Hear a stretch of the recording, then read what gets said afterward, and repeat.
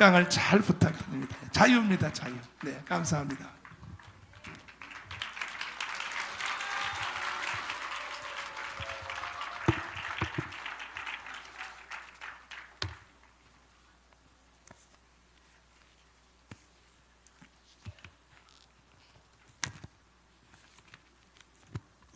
땡큐, 고마워요.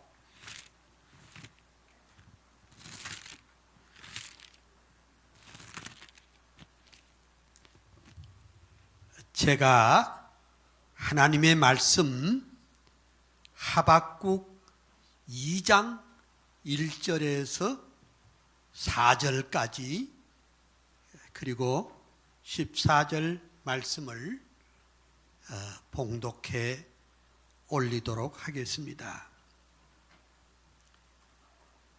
내가 내 파수하는 곳에 서며 성루에 서리라. 그가 내게 무엇이라 말씀하실는지 기다리고 바라보며 나의 질문에 대하여 어떻게 대답하실는지 보리라 그리하였더니 여호와께서 내게 대답하여 가라사대 너는 이 묵시를 기록하여 판에 명백히 새기되 달려가면서도 읽을 수 있게 하라. 이 묵시는 정한 때가 있나니 그 종말이 속히 이르겠고 결코 거짓되지 아니하리라. 비록 더딜지라도 기다리라. 지체되지 않고 정령 응하리라. 보라, 그의 마음은 교만하며 그의 속에서 정직하지 못하리니 그러나 의인은 그 믿음으로 말미암아 살리라. 14절 말씀. 대저 물이 바다를 덮음같이 여호와의 영광을 인정하는 것이 세상에 가득하리라. 아멘.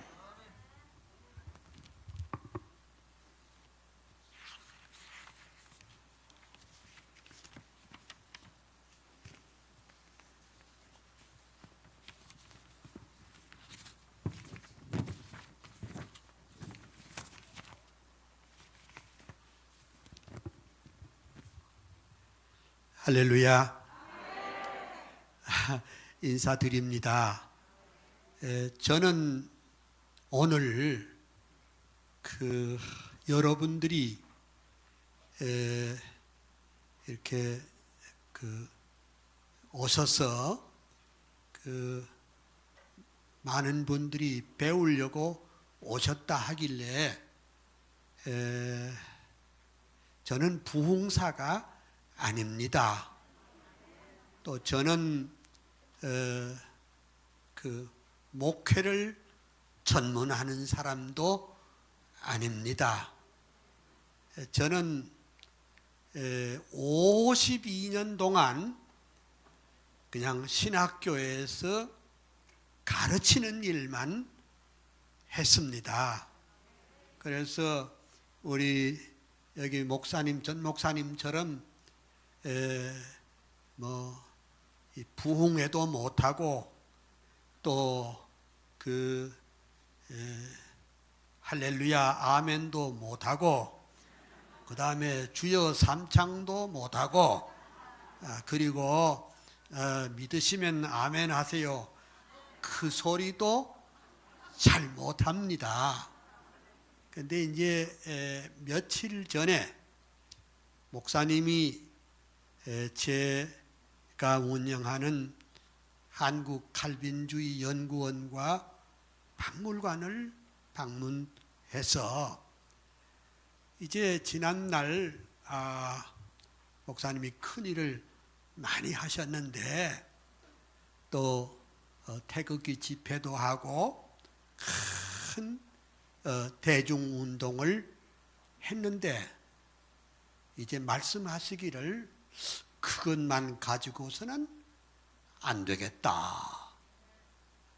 우선은 목사님들과 평신도들을 잘 교육하는 것이 참 좋겠다.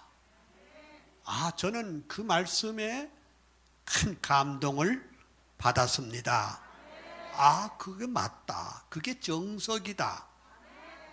우선 우리가 나라를 사랑하는 것도 중요하고 또 세상을 개혁하는 것도 중요하지만은 먼저 우리가 제대로 바른 지식을 갖는 것이 중요하다. 이게 동의를 했지요. 그리고 또 다른 하나는 그 목사님이 말씀하시기를 우리가 필요한 것은 그 역사적 개혁주의 신학, 곧 칼빈주의 신학이 우리에게 필요하고 또 칼빈에서 시작해서 또 아브라함 카이퍼까지 있는 그 위대한 칼빈 신학의 칼빈주의적 세계관을 우리 목사님들에게 잘 가르치시면 좋겠습니다. 어디 그뿐 아니라 그 칼빈 이후에 우리 한국의 박경용, 박윤선 박사에 이르는 그 거대한 우리 정통신학의 물줄기를 좀 와서 가르쳐 주세요. 저는 큰 감동을 받았습니다. 그래서 내가 이렇게 이제 제가 나이 80인데 제가 뭔 힘이 있겠습니까? 그렇게 이제 생각을 하기도 하고 또 말씀을 드렸는데 그래도 한번 생애 마지막에 이 위대한 개혁주의 신학, 개혁 칼빈주의 세계관을 잘 물려주는 것도 큰 사명 중에 하나라. 그렇게 말씀을 했었습니다. 그래서 제가 전적으로 동의하고 제가 이 일에 같이 제가 동참을 하게 됐습니다.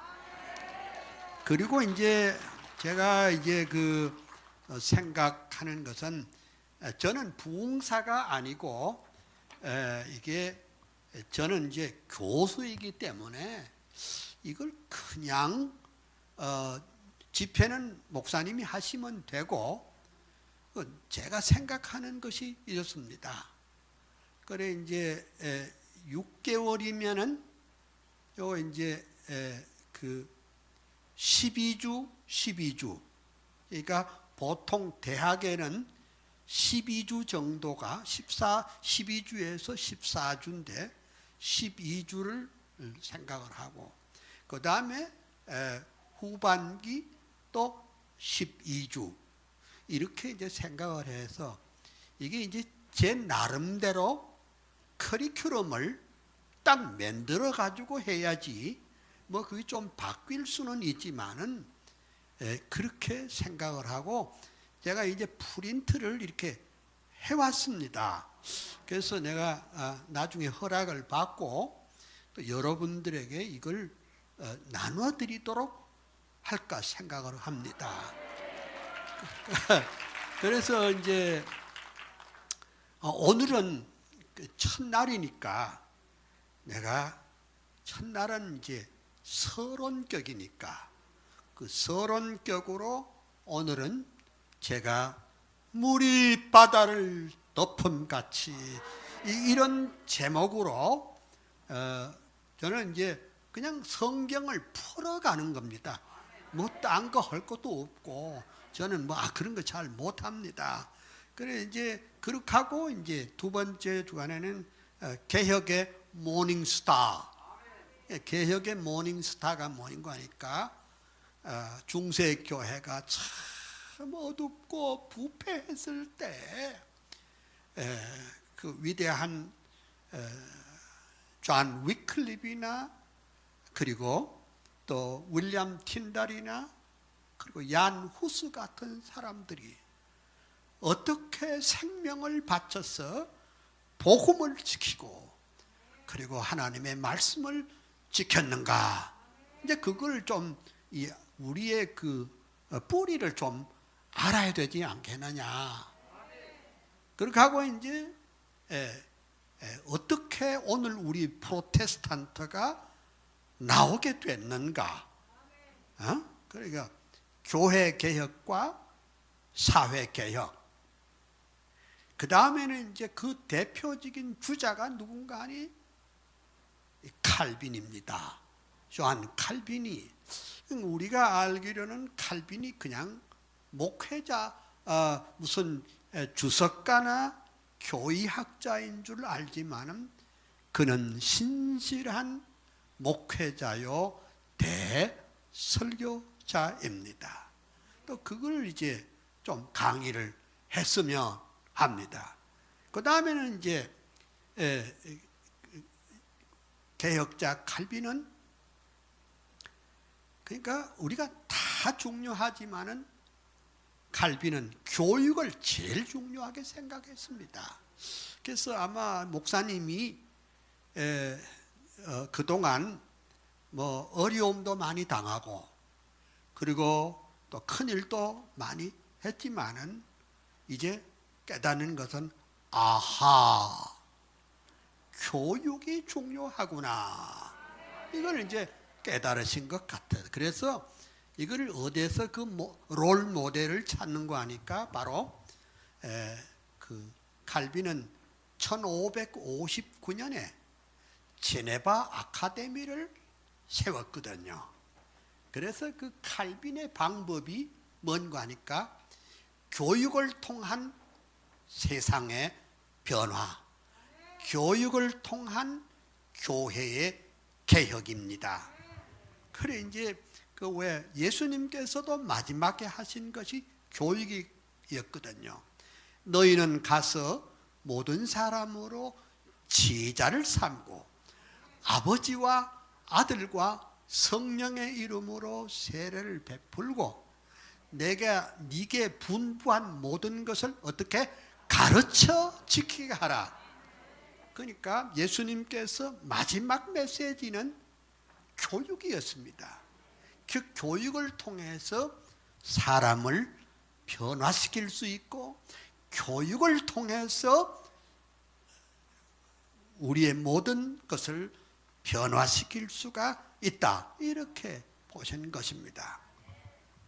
그 다음에 이제 제가 계획하는 것은 이게 이제 여기 뭐 장로교도 있고 뭐 감리교도 있고 성결교도 순복음교 다양한 분들이 계시겠지만은 그래도 우리 칼빈주의 사상을 알려면 1619년에 있었던 화란의 그 도르트 총회라는 것을 꼭 알아야 됩니다.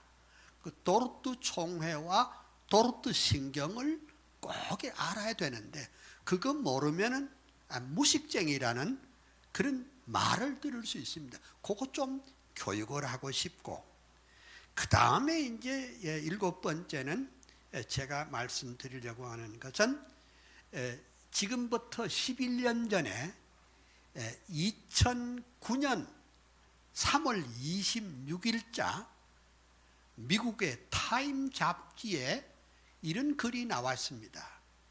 21세기를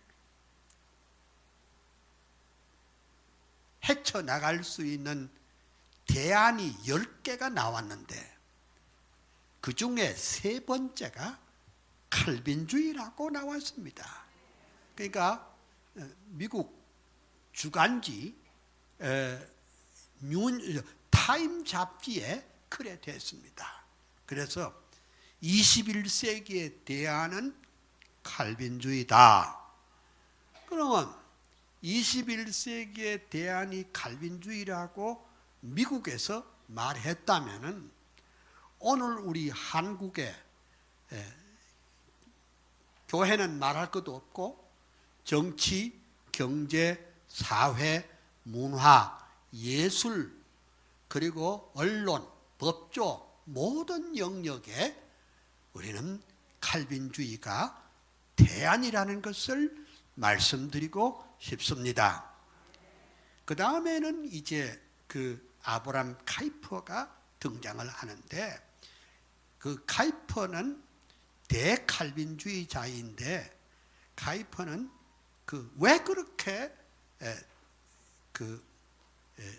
칼빈주의를 더욱 발전시켰느냐 하면은 그 19세기에 큰 어두움이 있었습니다. 그 19세기의 어두움이 뭐냐? 딴 게 아닙니다. 인본주의, 자유주의, 사회주의, 공산주의가 유럽을 창궐할 때에 호련히 한 학자이며 목사인 아브람 카이퍼가 나타나서 성경으로 돌아가자, 그리고 칼빈의 사상으로 돌아가자, 이런 기치를 들고 이제 나갔다. 그 얘기를 좀 해야 되겠다. 그 다음에는 이제 그 카이퍼의 사상 가운데 핵심적인 메시지가 뭐냐? 그것은 이른바 영역 주권 사상인데, 지금 말해도 기억이 안 될 테니까 나중에 할 때 자세하게 말씀을 드리도록 하겠습니다. 그 다음에 제가 10주에 가면은 인본주의와 칼빈주의의 충돌이라는 제목으로 특강을 하고 싶습니다. 그러니까 인본주의는 사실상 종교입니다. 1967년 미국 연방법원 대법원 판례가 인본주의는 종교라고 판정됐습니다. 오늘 우리 한국은 인본주의와 유물주의가 그게 쌍끌이가 돼가지고 정치, 경제, 사회, 문화, 예술, 교회, 종교 모든 영역에 그 휴머니즘의 사상이, 인본주의의 사상이 끌고 간다. 그러면 이것과 대결하는 칼빈주의는 무엇인가? 그 다음에 또 11번째는 카이퍼의 정치론에 대해서 말씀을 드리겠습니다. 카이퍼는 위대한 학자요 대설교가지만은 또 정치에 입문해서 평생 상원의원이었고 1901년에서 1905년까지 화란의 수상을 지내면서 정말 위대한 사역을 감당을 했습니다. 그리고 마지막 12번째는 카이퍼의 정치 원리와 복음 통일은 가능한가? 또 우리 같은 한국 같은 이 척박한 풍토에도 기독 입국이 가능한가? 그래 이제 이게 전반부에 그 12번의 강의를 해보려고 제가 작정을 했습니다. 괜찮습니까? 이게 이제 커리큘럼이, 그래도 뭔 얘기를 하면은 커리큘럼이 있어야 되고, 이제 또 다음에 올 때 요번에는 또 이런 메시지가 있겠구나, 그걸 알았으면 참 좋지 않나, 이런 생각을 합니다. 근데 이제 제가 알기로는 여기 목사님들도 많이 계시고, 또 앞으로 목회를 한번 해봤으면 좋겠다는 그런 마음을 가진 분들도 여기 왔을 것 같고, 또 그렇지 않아도 그냥 기도하는 사람으로서 여기 오신 분들도 있는 줄 압니다. 그래 이제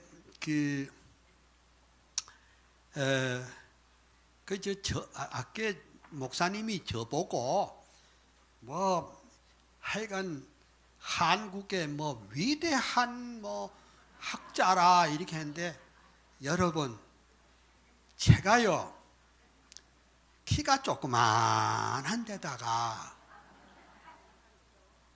제가 뭐 평생 교수 노릇만 한 줄 알지만은 저는 사실상 지금으로부터 54년 전에 신학교를 우리 총신을 졸업을 했습니다.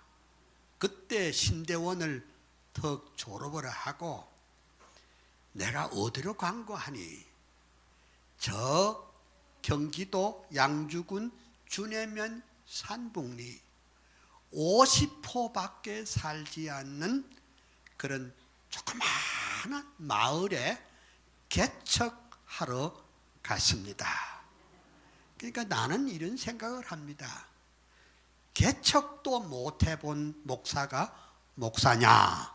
나는 그런 생각을 늘 합니다. 그래 처음에 제가 그 개척하러 갔을 때 성도들이 달랑 2명이 있었습니다. 그리고 가만히 떼기를 깔았습니다. 그리고 뭐 전기가 들어오지 않는 거니까 램프에 경유를 이렇게 넣어서 이렇게 불을 밝혔는데 한 5분 지나면 그때는 그 램프를 호야라고 그랬어요. 기억나세요? 호야예요.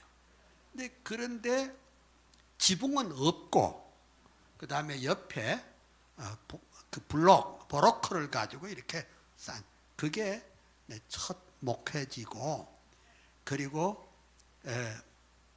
사례금은 달랑 5,000원이고 근데 사실은 그 교회 개척은 다른 분이 한번 하다가 실패한 것이었습니다.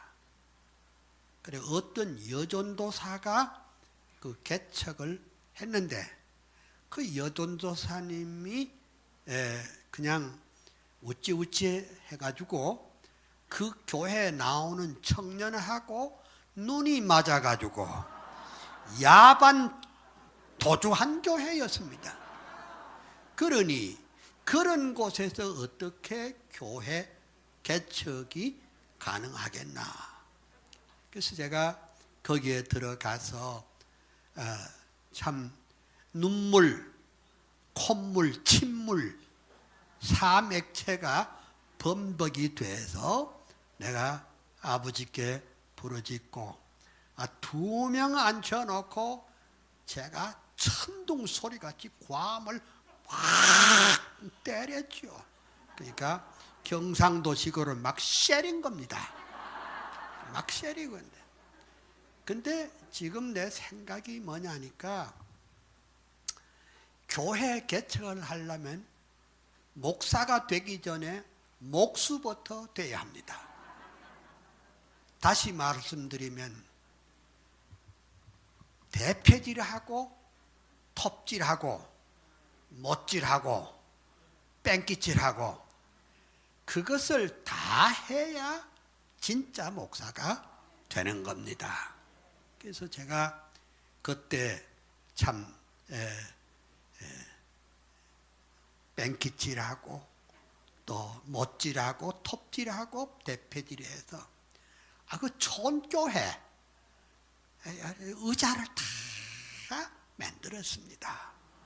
만들고 참 기적같이 서울에서 10원짜리 동전 한 푼 안 받고 서울에서 안 받고도 그 자체 안에서 해가지고 교회를 헌당을 했습니다. 그리고 이제 7 집사 세우고 공민학교 하나 만들고 그래서 제가 그때부터 깨달은 거 하나 있습니다. 우리가 제가 뭐 신학교 교수 노릇을 1967년부터 가르치기 시작을 했지만은 근데 내가 그 개척교회를 하면서 그 배운 것이 하나 있습니다. 영혼 사랑하는 법을 배웠어요. 영혼 사랑하는 법을 배우면은 그 목사 자격이 있는 거예요. 그래서 그 이제 이 시골 사람들 옛날에는 뭐 종이 없으니까 그 탄 피를 밤나무에 이렇게 걸고 망치로 두들기면은 소위 초종 치고 또 재종 친다 이러지. 근데 이 시골 사람들은 재종을 쳐도 아무도 안 나오는 거예요. 그래서 삼종을 치는 거예요. 삼종을 치니까 저 동구 밖에서 휘젓고 오는 사람이 하나 있는데 목사의 눈은 자기 교인은 아무리 멀리 떨어져 있어도 압니다. 벌써 그 걸어오는 스타일을 보면 알아요. 이야. 그래서 그 오면은 가슴이 두근두근합니다. 그러니까 한 사람이 천하보다 귀하다 하는 것을 알았습니다. 그래서 제가 이제 그때 이제 헌당을 하고 그리고 참 뛰는 가슴을 가지고 있었기 때문에 제가 평생 신학교에 가르쳐도 다른 교수님들보다도 좀 다른 게 하나가 있었어요. 아까 목사님도 말씀했지만은 뭐 시잘데없이 뭐 켈케골이 어떻고 칼 바로트가 어떻고 뭐 그런 얘기를 하는데 나는 막 쉐린 겁니다. 복음으로. 그래서 그 생명을 내걸 때 생명운동이 일어나는 줄 믿습니다. 생명은. 그래서 제가 지금까지 하나님의 은혜 가운데 총신대학 총장을 2번 하고 또 총장 대행을 2번 하고 또 대구 대신대학 총장을 또 1번 하고 그래서 하나님이 나같이 부족한 사람을 왜 이렇게 쓰셨을까? 제가 요새 이런 생각을 합니다. 하나님이 쓰시기에 만만하니까. 여러면 요리 가고 저리 가면 저리 가고 나 그거구나. 나는 하도 몸이 병약해서 4살 때 겨우 일어났습니다. 4살 때 겨우 일어났고 초등학교 다닐 때 담임선생님이 야 성구야 너 목 떨어질라 조심해라. 목이 하도 가네. 그렇게 병약했고 참 지나가던 도사가 30을 못 넘기겠구먼. 그때 내가 80 동안 그럼 이제 다음 달에 내가 80 잔치를 아이들한테 얻어먹을 참인데 아직도 이렇게 서서 강의를 하고 설교 강의 이게 하나님이 되게 해 주셔야 되지. 하나님이 되게 하시면은 그래서 요새 제가 애독하는 성경 구절이 하나 있습니다. 신명기 7장 7절인데 내용이 뭐인가가 하나님께서 말하기 이스라엘 백성에게 니 뭐 숫자가 많아서 너희를 택한 건 줄 아냐.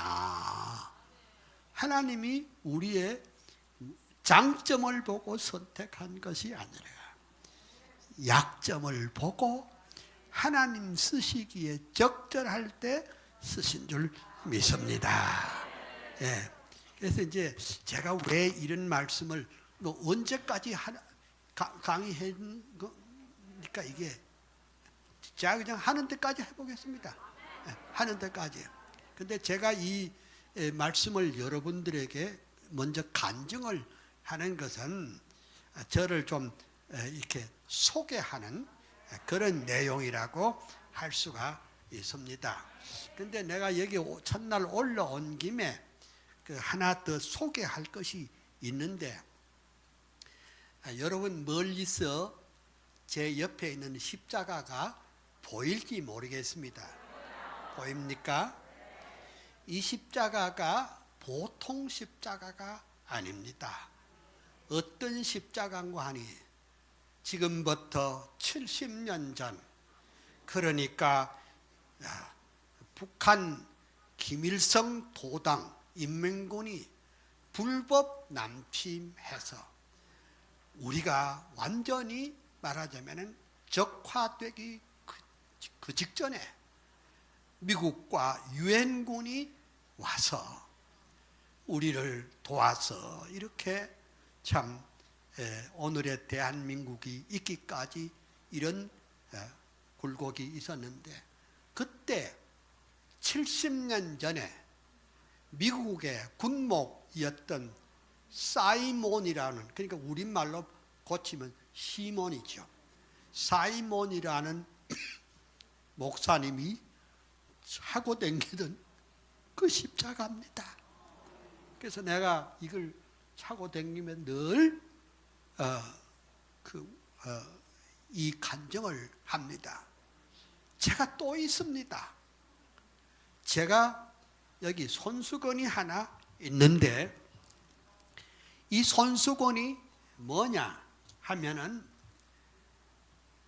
우리 공산주의자가 인민군들이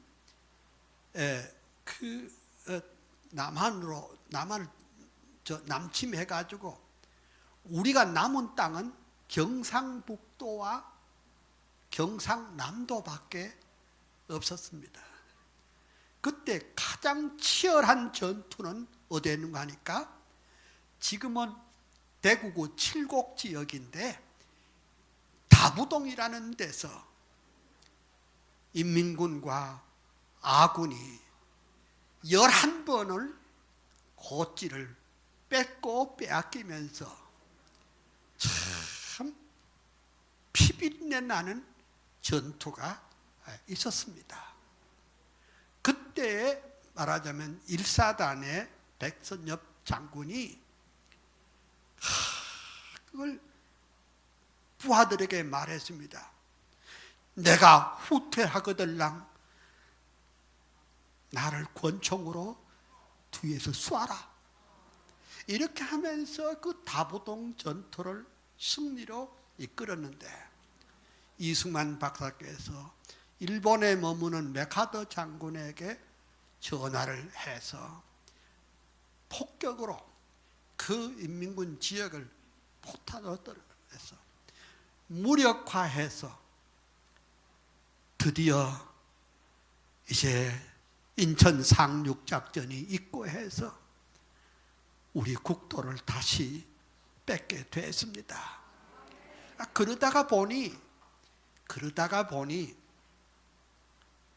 그 대구 시민들로서는 우리 한국군과 유엔군과 그리고 미군이 너무너무 고마워서 그때 뭘 전쟁 중이라 드릴 거는 없고 손수건을 한 장 만들어 가지고 그 선물로 드렸습니다. 이걸 여러분 볼 수 있는지 모르지만 이것이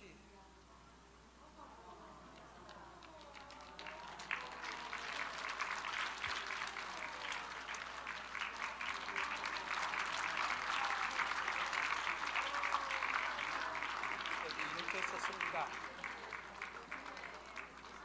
Thanks to UN Army. 성조기와 유엔기와 태극기, 그리고 51년 밑에 대구 코리아. 제가 이걸 70년 동안을 가지고 있습니다. 사랑하는 여러분, 여러분들이 오늘 여기 와서 제 간증을 듣고 또 이제 그 계획을 여러분 들었습니다만은 지금까지는 그 서론적인 고찰이고 그래도 말씀을 듣는 것이 중요한 줄 압니다. 하박국 선지자는 여러분들이 요건 하박국 선지자는 딱 한 장밖에 안 됩니다. 2페이지 한 장.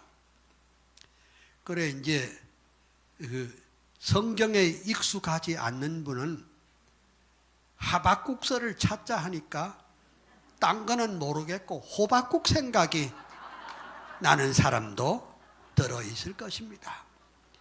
근데 이 하박국서는 BC 612년에서 605년 사이에 하박국 선지자는 활동을 했습니다. 매우 짧은 성경이지만 오늘을 살아가는 우리들에게 위대한 신학과 신앙의 내용을 우리에게 전해주는 줄 믿습니다. 근데 우리가 이걸 알아야 돼요.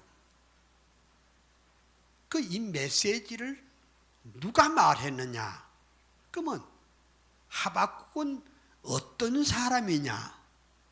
집안은 어땠으며 그가 가진 성품은 어땠었느냐? 그게 참 중요한데 하박국은요 그 성향이 마음가짐이 어땠는가 하니까 꼭 이사야 선지자 비슷한 게 한 부분 있고 또 다른 한 번은 예레미야 같은 그런 성정도 좀 있었습니다. 그러니까 하박국은 이사야와 예레미야를 두 사람을 섞어 놓은 것 같은 그런 인상을 갖습니다. 근데 이 젊은 선지자의 마음 가운데는 갈등이 하나 있었습니다. 그 갈등이 뭐냐? 이겁니다.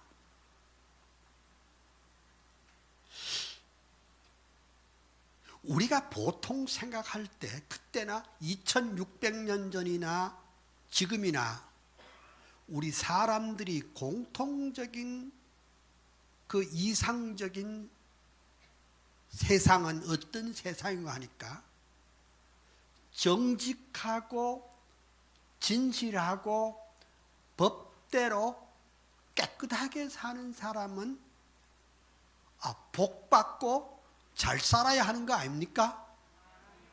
어째 아께는 큰 소리를 하더니만.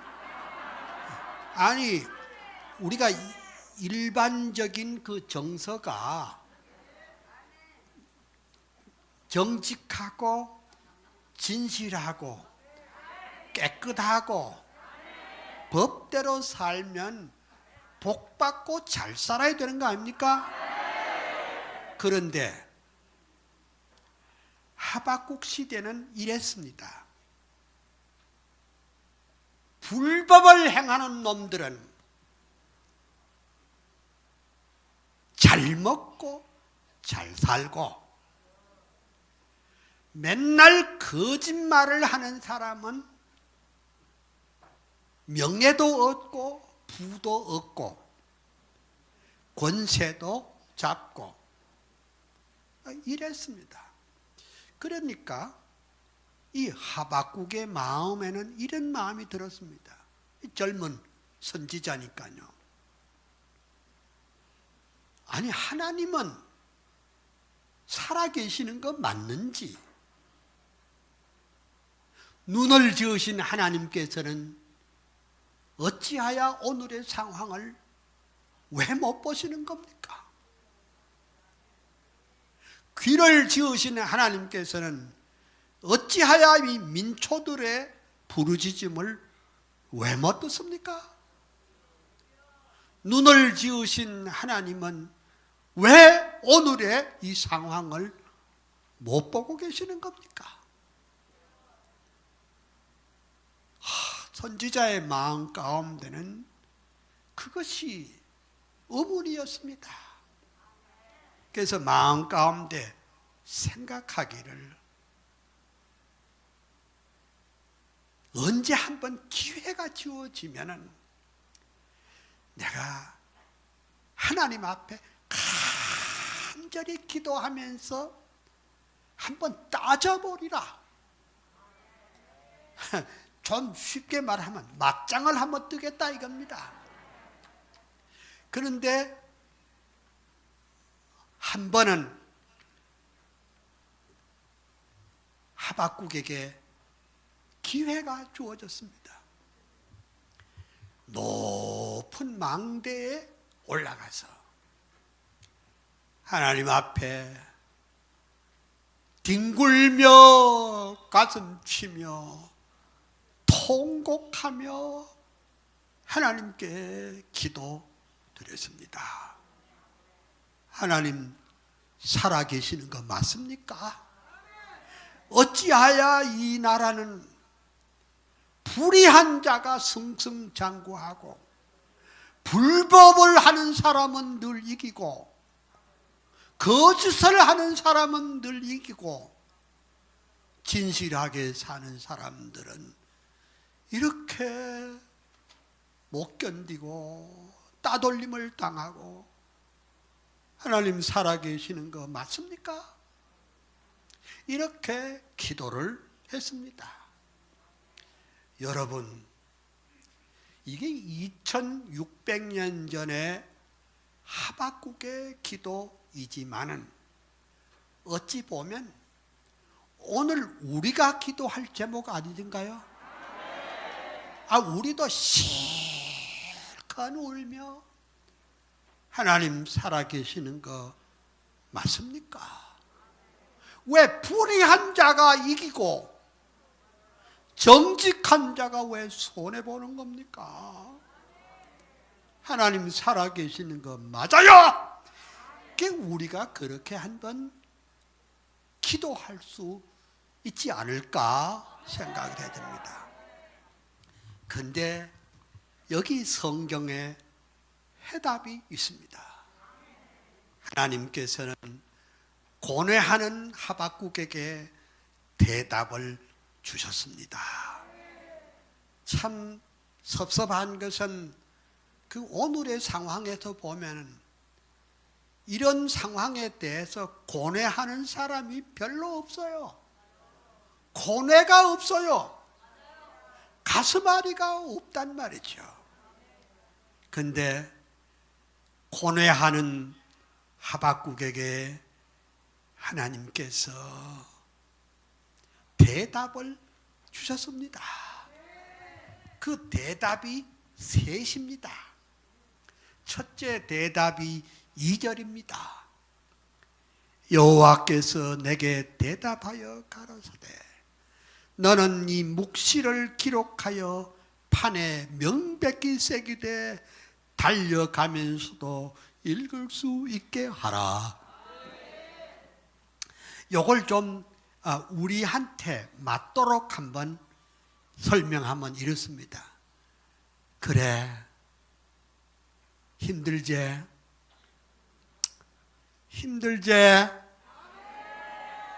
하지만은 그래도 하나님의 말씀이 답이야. 그 말이에요. 그러니까 이 성경을 그대로 보면 이렇습니다. 너는 이 묵시를 기록하여 판에 명백히 새겨라. 하나님의 말씀을 판에 새기도록, 마음에 새기도록 해야 그 모든 죄악과 부조리를 이길 수 있는 능력이 생기는 줄 믿습니다. 그래 이제 역시 왜 그러냐? 오늘을 살아가는 우리들에게 하나님의 말씀이 위로이고 하나님의 말씀이 축복이고 하나님의 말씀이 우리의 소망인 줄 믿습니다. 그러니까 2000년 기독교 역사는 이 거짓된 인본주의 사상에 반대해서 성경을 지키려는 소수의 사람들이 지켜왔습니다. 그러니까 역사를 보면 교회가 무너지고 교회가 어두워질 때 하나님의 말씀을 중요시하게 생각하는 인물이 나타나기 시작합니다. 언제냐? 존 위클립이 나타났고 윌리엄 틴달이 나타났고 얀 후스가 나타났습니다. 그리고 마틴 루터가 나타나고 요한 칼빈이 나타나고 그리고 아브라함 카이퍼가 나타났습니다. 근데 이제 우리가 여기 이 본문을 또 한 번 깊이 보겠습니다. 달려가면서도 읽을 수 있게 하라. 여러분, 이 우리말로 된 이 성경을 어떻게 뛰어가면서 읽을 수 있습니까? 안 되죠. 더군다나 옛날에는 그 큰 두루마리로 된 성경인데 두루마리를 쥐고 어떻게 뛸 수가 있습니까? 안 되죠. 근데 이 말은 무슨 말일까? 비록 이 달려가면서도 읽을 수 있게 하라. 요 뜻이 있습니다. 달려가고 걸어가는 것은 우리의 구체적인 삶입니다. 우리가 걷는 구체적인 삶은 어떤 것이냐? 어떤 분은 목사님이시지만은 어떤 분은 법 쪽에 나가는 사람도 있고 어떤 사람은 소상공인도 있고 기업인도 있고 또 신문사에 있는 분들도 있고 방송하는 분들도 있고 우리가 이 세상에 수백 수천 수만 가지의 직업이 있겠죠. 그 삶의 현장에서 하나님의 말씀을 갖고 살아가야 할 줄로 믿습니다. 그래서 달려가면서도 읽을 수 있게 하라. 달려가면서 읽을 수 있게 하라. 근데 여러분, 제가 이제 지금부터 딱 48년 전에 네덜란드 암스테르담에 유학을 갔습니다. 그 유학을 갔는데 그때 내 나이가 30이 넘었지요. 넘었는데 우리 집사람하고 아이들 눈이 까만 두 아이들을 내려두고 제가 유학을 갔습니다. 근데 제가 돈이 없어서 홀트 양자회 에스코트로 취직해가지고 돌아올 수 없는 티켓 95,000원짜리 들고 호주머니에 딱 100불 넣어가지고 우리 집사람을 성북구역에다가 우리 여기 이 동네에 있었어요. 여기다 남의 집 문간방에 넣고 살아있으면 만납시다 하고 내가 갔어요. 근데 제가 가기 전에 뭐 했는 줄 압니까? 한국 외국어대학교 교수였어요. 48년 전에도 내 한국 외국어대학교 화란학과 전임 대우 교수였어요. 근데 내가 화란에 내려보니까 내가 덩신이야. 내 말 지 모르고 지 말 내 몰라. 그래 이제 사람이 바보같이 돼서 그래 내가 마음에 생각이 있었어요. 에라 모르겠다. 내가 이것까지 온 다음에는 화란에서 가장 유명한 칼빈주의 철학의 최고봉이요 칼빈주의 철학의 창시자인 헤르만 도에베르드 박사님을 한번 만나나 보고 가자.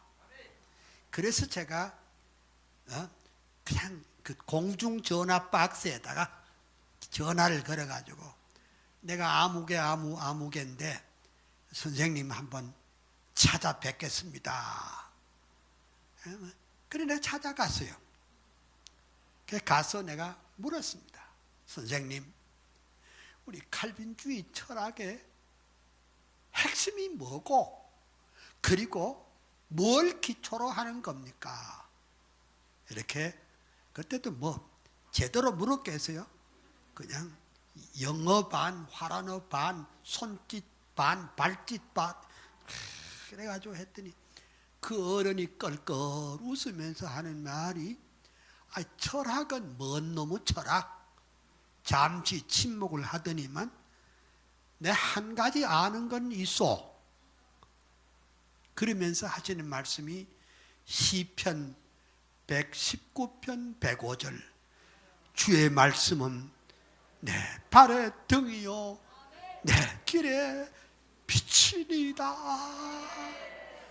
주의 말씀은 내 발의 등이요 내 길에 빛이니이다. 나는 그 말씀 위에 내 칼빈주의 사상의 신학과 철학과 그 다음에 법학과 삶의 모든 영역을 하나님의 말씀에 기초했소이다. 그 하나님의 말씀이 나의 알키미디안 포인트였습니다. 제가 그날 무릎을 탁 쳤습니다. 이거구나. 나 다 공부 다 했다. 여러분 우리 공부가요 뭐 6, 7년 뭐 10년 공부해가지고만 공부가 아니라 딱 성경 한 말씀 한 센텐스만 맛이 가버려. 완전히 뒤집어지는 거예요. 그리고 며칠 후에 도서관에 뒤지다가 아브람 카이퍼의 책 명상록 하나님께 가까이라는 책 한 권을 뽑아봤는데 그 밑에 성경 구절이 있는데 그 성경 구절 가운데 이겁니다. 시편 73편 28절 하나님께 가까이함이 복이라. 그래서 말입니다. 제가 그때 무릎을 꿇었습니다. 목사가 됐는데 무릎이 안 꿇어졌는데 그땐 뭐 내가 잘난 줄 알았어요. 근데 그 말씀에 제가 무릎을 꿇고 2시간 동안 엎어져서 깊은 기도의 세계에 들어갔는데 그때 내 결심이 이겁니다. 내가 한국에 돌아가면 나는 하나님 중심의 신학과 신앙을 하리라. 내가 한국에 돌아오면은 내가 칼빈주의 전 운동에 내 생애를 다 바치겠다. 그래가지고 내가 평생을 신학교에 나 2과목밖에 안 가르쳐. 칼빈주의 사상. 2번째는 개혁주의 설교학. 그러니까 설교라고 다 설교가 아니라 칼빈주의적인 설교가 있다. 그걸 평생에 가르치게 됐습니다. 그 다음에 이제 2번째 그 하박국에게 던진 메시지가 뭐냐? 3절 말씀인데 이 묵시는 정한 때가 있나니 그 종말이 속히 이르겠고 결코 거짓되지 아니하리라. 비록 더딜지라도 기다리라. 지체되지 않고 정령 응하리라. 와, 그러니까 때가 있다. 그러니까 하나님의 약속은 변치 않으니까 하나님의 약속은 반드시 이루어지시는 줄 믿습니다. 그러니까 사실은 우리 칼빈주의 신학의 핵심이 뭐냐? 하나님의 언약의 신학입니다. 하나님은 약속하시고 그 약속한 것은 반드시 지키시는 줄 믿습니다. 하나님의 역사의 열쇠를 잡으시고 그가 알파와 오메가가 되시기 때문에 하나님이 약속은 반드시 이루어 주실 줄 믿습니다. 우리가 보기에는 더디 보여도 하나님은 반드시 이루어 주실 줄 믿습니다. 내가 이제 그 제자들이 참 많아요. 내 제자 가운데 좋은 일이니까 내 이름까지 밝히겠어요. 권율복이라는 목사님이 계셨는데 혹시 아시는 분이 있는지 몰라도 한 번은 저를 찾아와서요. 교수님, 제가 사이판으로 선교사로 나가는데 어서서 파송 예배를 한번 봐주세요. 그럽시다. 근데 그 파송 예배 장소가 교회당이 아니고 무슨 회관이에요. 그래 내가 설교를 하는데 뒤에 한 70대 할머니가 턱 뒤에 앉았는 거예요. 영 그냥 마음이 신경이 쓰여요. 우리 장로교회는 우리 우리 여성이 이 강대 뒤에 의자에 안 하는 것이 보통인데 뒤에 앉았으니까 물론 그건 교회는 아니었고요. 근데 그분이 뭐냐? 축사였어요.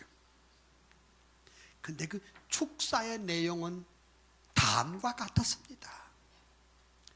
자기가 의성에서 좀 떨어진 조그마한 마을에 교회가 있었는데 한 20명밖에 안 모이는 조그마한 교회인데 자기 그때는 요새는 교사라고 그러지만 옛날에는 반사라고 그랬잖아. 그 반사 선생이 그 늙은 노처녀가 거기 다니고 있었어요. 그런데 그 교회 목사님은 말씀하실 때마다 이건 뭐 하는 것들이냐, 이게 전도도 안 하고 막 시해리는 거야. 근데 그 처녀의 마음 가운데는 늘 그 전도를 못해서 좀 늘 안쓰러워하던 차에 자기 집은 그 교회에서 또 산을 하나 넘어가 1시간 정도 거리에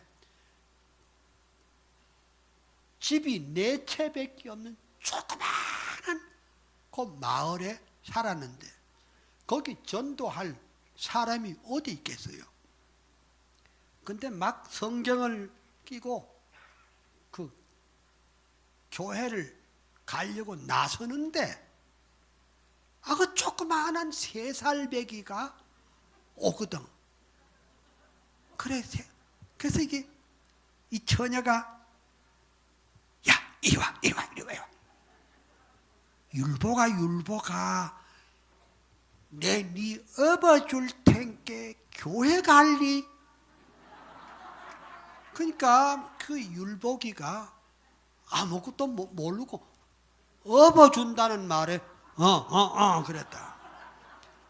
그래서 그 율복이를 들쳐 업고 산을 하나 넘어가 가지고 담임 목사님께 보고를 했더니 목사님이 그날따라 그 여선생을 일어 세우고 그거 보라고 하고 여선생이 오늘 유치부 하나 전도해왔다.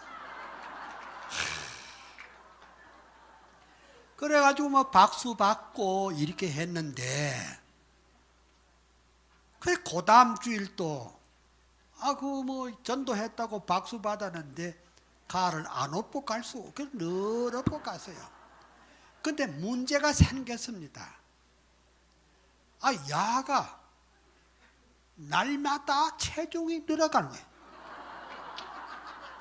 야가